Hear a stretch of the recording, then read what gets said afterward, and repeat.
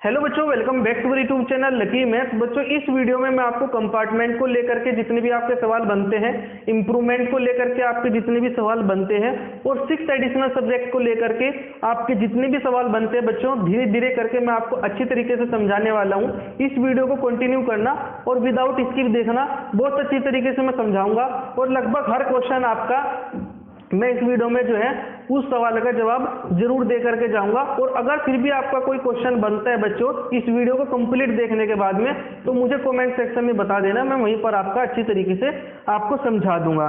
बच्चों, बात करते हैं कंपार्टमेंट की। अगर आप 2 सब्जेक्ट में फेल होते हो बच्चों, तो आपकी कंपार्टमेंट आती है। कंपार्टमेंट मतलब अगर आपका उस सब्जेक्ट में E1 या E2 ग्रेड आया है, यानी कि आपके 33 नंबर से कम नंबर आए हैं, तो बच्चों आप जो है कंपार्टमेंट में चले जाते हो। यानी कि उन दोनों सब्जेक्ट में तो आप फेल हुए हो, तो आपकी वहां पर आपके रिजल्ट में ना आपकी कंपार्टमेंट लिखी आएगी 2 सब्जेक्ट में। ठीक है, अब किस तरीके से इनको क्लियर करना है वो मैं आपको बाद में बताऊंगा। कंपार्टमेंट आती है बच्चों आपकी केवल 2 सब्जेक्ट में। अब बात करते हैं इंप्रूवमेंट को लेकर के।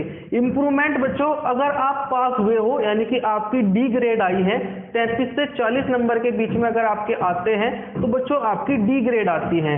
इस डी ग्रेड में केवल आप पास होते हो, या फिर आप ग्रेस मार्क्स से पास हुए हो, या आप अपनी मेहनत से पास हुए हो। अगर कोई बच्चा ये चाहता है कि मुझे अपने मार्क्स जो है इंप्रूव करने हैं, तो आप इंप्रूवमेंट दे सकते हो। आप आसानी से अपना इंप्रूवमेंट फॉर्म भर सकते हो, अपने स्कूल में ही जो अपना इंप्रूवमेंट फॉर्म भर सकते हो, या फिर कैसे से आप अपना इंप्रूवमेंट फॉर्म भर सकते हैं। ठीक है, एग्जाम कब होगा मैं अभी धीरे धीरे करके सारे सवालों के जवाब आपके देने वाला हूं। 6 एडिशनल सब्जेक्ट में बच्चों आपका जो एडिशनल सब्जेक्ट है, या तो स्कूल से भी बच्चों को एक सब्जेक्ट दे देता है, लेकिन अगर कोई बच्चा अपना अलग से कोई सब्जेक्ट ले रहा हो, ठीक है, इस 6 एडिशनल सब्जेक्ट का मतलब क्या होता है बच्चों, अगर आप किसी 5 सब्जेक्ट में, 5 सब्जेक्ट तो आपके होंगे ही होंगे, जो छठा सब्जेक्ट होगा वो आपका एडिशनल सब्जेक्ट होगा। अगर आप इन 5 सब्जेक्ट में किसी एक सब्जेक्ट में फेल हो जाते हो, तो वहां पर आपका 6 एडिशनल सब्जेक्ट जो है काम आता है। यानी कि एक सब्जेक्ट में फेल हुए तो उसमें आपको फेल नहीं माना जाएगा, रिजल्ट में आपका फेल नहीं लिखा होगा, 6 एडिशनल सब्जेक्ट आपका वहां पर जुड़ जाएगा। ठीक है, तो इसलिए आप जो है अपनी नेक्स्ट क्लास में आ जाओगे। ठीक है बच्चों, लेकिन यहाँ पर मैं आपको एक छोटी सी एडवाइस दूंगा। अगर आप 6 एडिशनल सब्जेक्ट में फेल हुए तो आपको फर्क तो जब भी नहीं पड़ेगा। अगर आप 5 मेन सब्जेक्ट में पास हो गए ना, जो आपके 5 सब्जेक्ट है उसमें आप पास हो गए, लेकिन आप 6 एडिशनल सब्जेक्ट में फेल हो गए, तो बच्चों आप फेल नहीं होंगे। ठीक है, लेकिन एक छोटी सी मेरी एडवाइस ये है कि बच्चों अगर आप 5 मेन सब्जेक्ट में पास हुए और छठे एडिशनल सब्जेक्ट में फेल हुए, तो जो आपका छठा एडिशनल सब्जेक्ट होगा ना, तो आपका जो मेन रिजल्ट बनता है उसमें F लिखा आता है उस सब्जेक्ट के सामने। ओवरऑल तो आप पास हो जाओगे, लेकिन उस सब्जेक्ट के सामने आपका F लिखा आएगा, यानी कि आप फेल हो उस सब्जेक्ट में। तो बच्चों जब आपका मेन रिजल्ट होता है ना, आपकी जब 10th की और 12th की मार्कशीट होती है, वो आगे तक चलती है। ठीक है, तो जब आगे तक चलती है बच्चों, उस एग्जाम का, उस एडिशनल सब्जेक्ट का आप जो है क्या देना, कंपार्टमेंट दे लेना। ठीक है, जैसे ही आप कंपार्टमेंट दोगे, अगर आप पास हुए तो बच्चों और अच्छा आपको रिजल्ट देखने को मिलेगा। मतलब आपका रिजल्ट जो है अब पहले से बेहतर लगेगा। अगर आप कहीं कंपनी में जाते हो या उधर उधर एडमिशन लेते हो, 6 एडिशनल सब्जेक्ट में आप फेल हो, तो ये थोड़ा सा अच्छी बात नहीं है, क्योंकि 6 एडिशनल सब्जेक्ट जो है इजी रहता है, तो उसका आप कंपार्टमेंट दे लेना, आप उसमें अच्छी तरीके से पास हो जाओगे। अगर आप किसी कारणवश पहले जो है जब आपने सारे सब्जेक्ट के एग्जाम दिए उसमें आप फेल हो गए हो। ठीक है बच्चों, लेकिन मैंने आपको इतना बताया कि अगर आप सारे सब्जेक्ट में पास हो और 6 एडिशनल सब्जेक्ट में फेल हो, तो ये थोड़ा सा आपके रिजल्ट को देखने में अच्छा सा नहीं लगेगा। तो मेरी एडवाइस यही है बच्चों कि आप उसका कंपार्टमेंट दे लेना 6 एडिशनल सब्जेक्ट में। मैं 10th और 12th दोनों की बात कर रहा हूँ, समझ में आई बातें? ठीक है, तो आपका डाउट क्लियर होगा कि 6 एडिशनल सब्जेक्ट अगर हम फेल होते हैं तो क्या होगा, आप फेल नहीं होंगे। ठीक है, अगर आप 5 सब्जेक्ट में आपका 5 सब्जेक्ट में किसी एक सब्जेक्ट में फेल होते हो, तो वहां पर 6 जो एडिशनल सब्जेक्ट होगा वो वहां पर चला जाएगा। यानी कि आप 5 सब्जेक्ट में पास होने चाहिए, चाहे किसी तरीके से भी हो। अब बच्चों बात करते हैं कंपार्टमेंट की। अब एक बात देखो, 10th क्लास में ये है आपके 3 मेन सब्जेक्ट बनते हैं, साइंस, सोशल साइंस और आपका मैथ्स। अगर आप इनमें भी फेल हो गए ना, तो आपका 6 मेन जो एडिशनल सब्जेक्ट है वो वहां पर एडजस्ट हो जाएगा और आप जो है क्लास 11th में आ जाओगे। ठीक है, अब आई बात समझ में? एडिशनल सब्जेक्ट में पास होना इंपॉर्टेंट नहीं है, लेकिन सभी बच्चे पास हो जाते हैं, कोई कोई बच्चा होगा जो फेल होते होंगे, ठीक है। एडिशनल सब्जेक्ट में फेल हो गए तो वो भी मैंने आपको इसका भी जवाब दे दिया।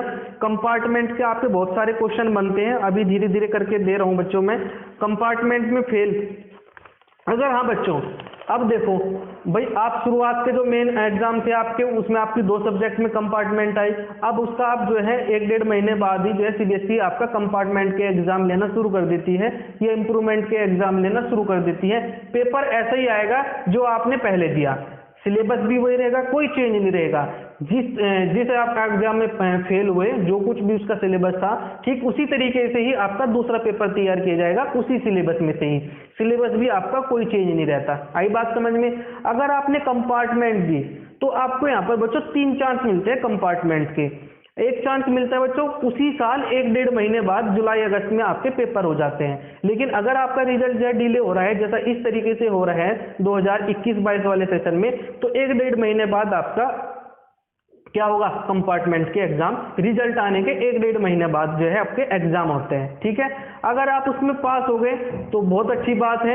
अगर आप उसमें फेल हो जाते हो बच्चों कंपार्टमेंट में, तो आपका नेक्स्ट ईयर जो बच्चे अगले सेशन वाले होंगे उनके साथ आपको बैठाया जाएगा।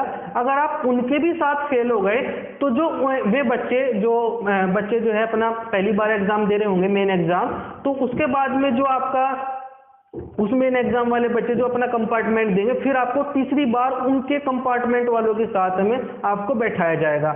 आया नहीं समझ? एक बार देखो, जो आपने मेन एग्जाम दिए, आप आपकी जो है उसमें कंपार्टमेंट आई, अब 1-1.5 महीने बाद आपके एग्जाम हुए, उसमें आप फेल हुए, फिर आपका जो नई आपका सेशन रहेगा उनके साथ में आपको बैठाया जाएगा, उन बच्चों के साथ में मेन एग्जाम के साथ में। अगर उसमें भी आप पास नहीं हुए तो जो उन बच्चों की कंपार्टमेंट वाले एग्जाम होंगे, तीसरी बार आपका टर्न लगेगा, आप देखना ध्यान से, ठीक है, तो आपको उसके साथ में बैठाया जाएगा। अगर आप वहां भी फेल हो गए तो आपका ईयर ड्रॉप हो जाएगा। ईयर ड्रॉप आप कह सकते हो कि आपका जो है वो साल खराब हो जाएगा, जो आपने नेक्स्ट ईयर जो है वेट करके आपने वे एग्जाम दिए। समझ में आई बातें? ठीक है। बाकी आपके जो प्रैक्टिकल के मार्क्स होंगे वो एज इट इज रहेंगे, बस आपको थ्योरी के मार्क्स देने हैं।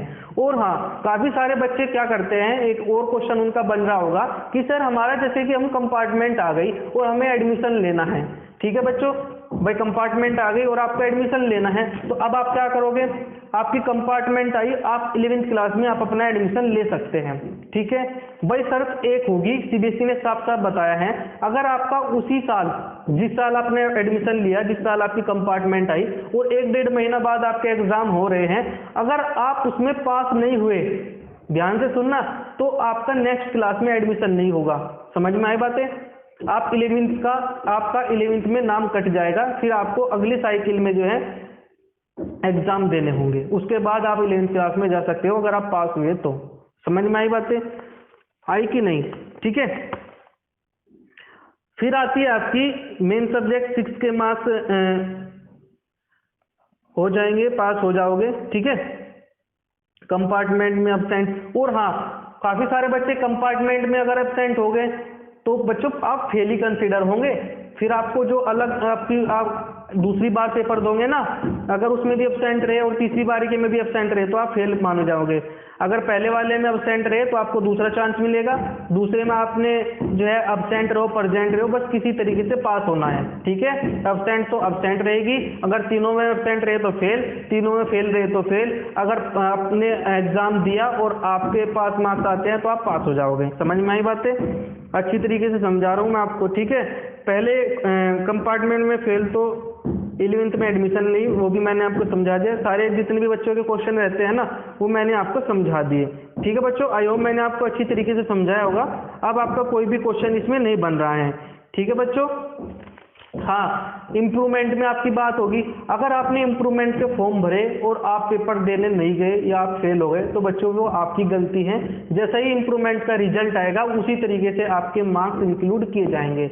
आपके पहले वाले से कम होंगे तो पहले जो बाद वाला मार्क्स होगा वो चढ़ाया जाएगा, आपके ज़्यादा मार्क्स हो गए तो ज़्यादा वाले चढ़ाए जाएंगे, आप फेल हो गए तो फेल चढ़ाया जाएगा, आपकी कंपार्टमेंट आई तो आपको कंपार्टमेंट बताया जाएगा। समझ में आई बातें? आई होप मैंने आपको जितने भी आपके क्वेश्चन थे आपकी कंपार्टमेंट को लेकर के, आपकी इंप्रूवमेंट को लेकर के, 6 एडिशनल सब्जेक्ट को लेकर के जो है मैंने सारे डिस्कस किए हैं और अच्छी तरीके से समझाए भी है। अगर आपका बच्चों फिर भी कोई डाउट बन जाता है, काफ़ी सारे बच्चे अलग अलग तरीके के क्वेश्चन पूछते हैं, तो कमेंट सेक्शन रहता है आप लोगों के लिए, मुझे कमेंट सेक्शन में जरूर बताइएगा, क्योंकि मुझे सारी चीज़ें पता है तो मैं आपका अच्छी तरीके से बच्चों जवाब दे सकता हूं। तो जितने ज़्यादा आप कमेंट करके अपने डाउट सोल्व कर सकते हैं उतना ही अच्छा रहेगा आपके लिए। ठीक है बच्चों, थैंक यू।